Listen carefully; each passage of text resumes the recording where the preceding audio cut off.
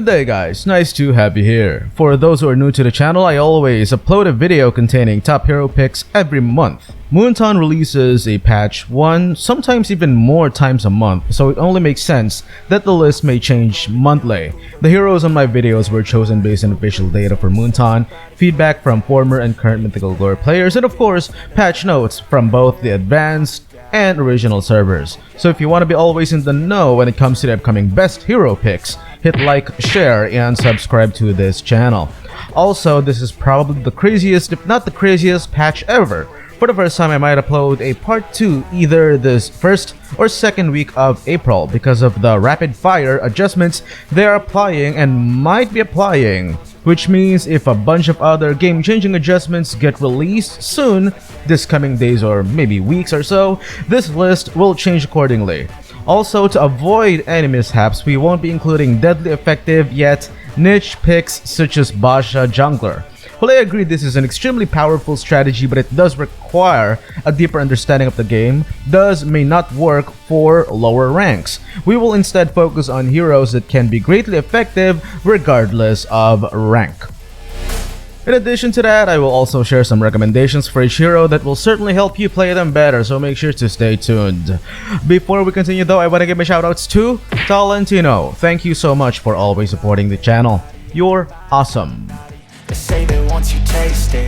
A lot of tankier heroes have been gaining so much popularity ever since the latest patch was released prior to the end of the season, and a lot of those heroes doesn't have so many weaknesses because of their high HP pool, tremendous damage output, and survivability. Clearly, one of the best ways, if not the only way of dealing with them is by having a set of control skills, and not including Kufra is blasphemy. Well, I agree that Flicker is a great spell to have for him, but you guys should try Petrify as well. Sometimes it works wonders. As we have predicted last month, Atlas truly became a top-tier tank because of the adjustments he received. His ability to slow multiple enemies at once and eventually freeze them has been impacting a lot of enemies negatively. Not to mention that his second skill has amazing synergy with his passive skill, which allows him to gain better positioning while simultaneously slowing enemies.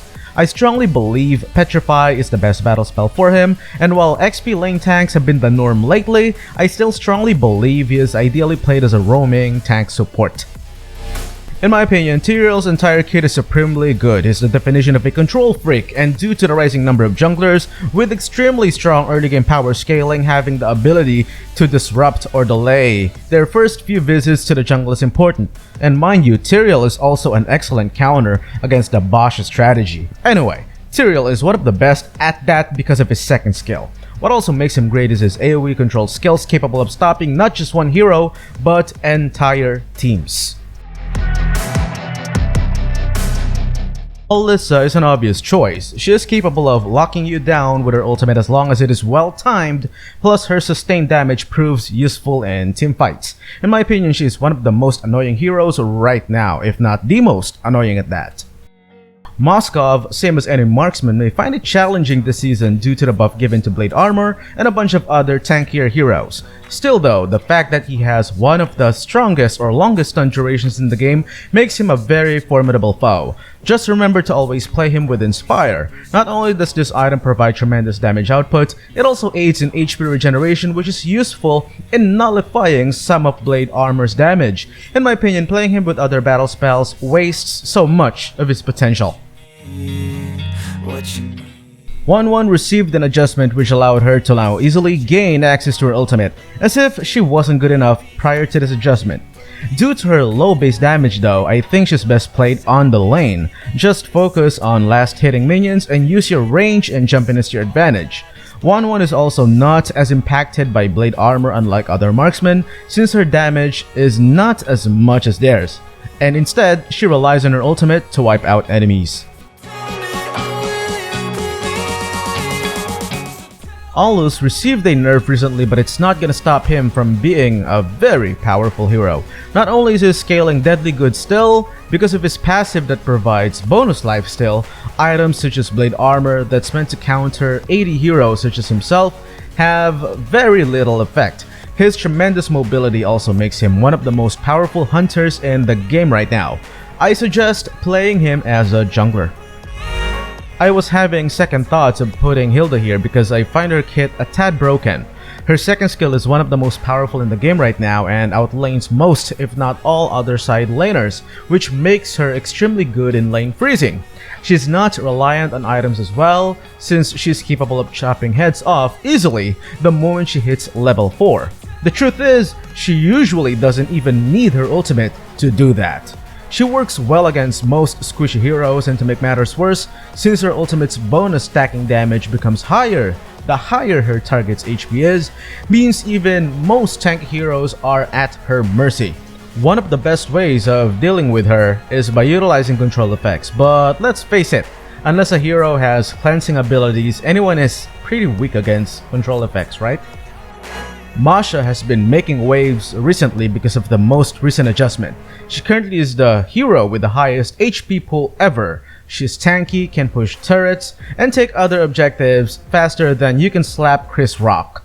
And of course is good in multiple roles. She plays very well as either a side laner, jungler, or roamer. In my opinion though, she's best played on the side lanes because of her ability to trash down turrets fast, freeze the lane effectively, thus turning the enemy side laner into a potato, which makes it feel like the game is 5 versus 4.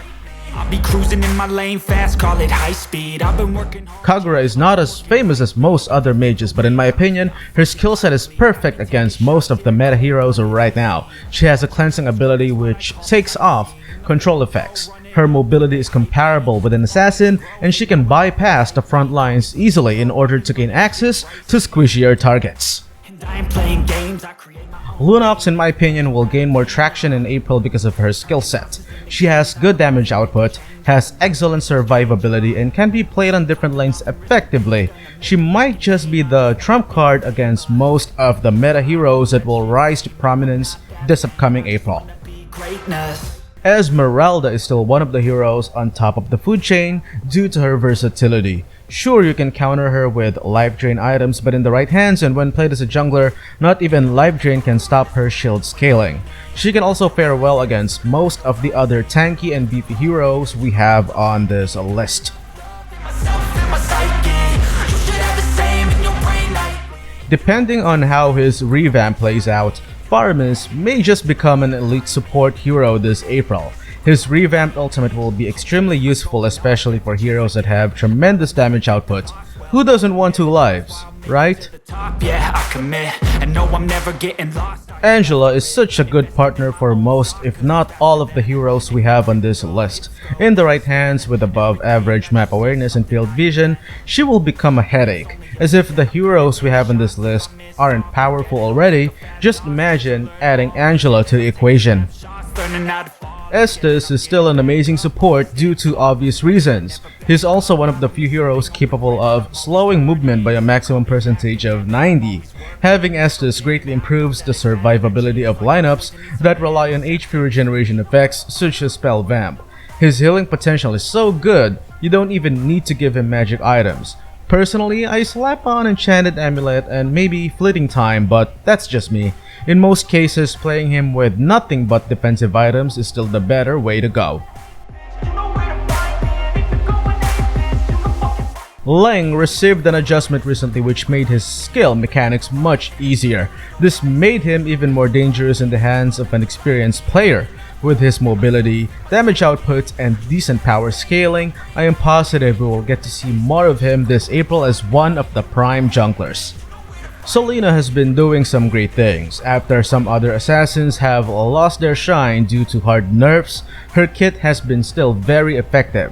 What makes Selena good is she can be played in any lane with great effectiveness in almost any role as well. Whether she's played as a jungler carry, a mage carry, or as a support, you will expect nothing but great results with her in your team. Ever since Fanny received the energy buff, she was able to move more or try more on the battlefield. While it's true that she does require a bit of practice, but in the right hands, she can be a handful. She's one of the few heroes who can start finishing off enemies at level 2. This makes her excellent in invading on the early game. Not only that, in capable hands, Fanny can invade on her own and leave the enemy jungler crying like a baby. Living in a time.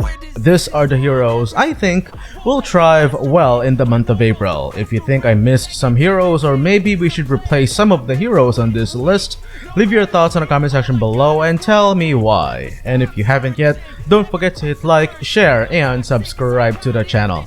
Stay safe everyone. Peace.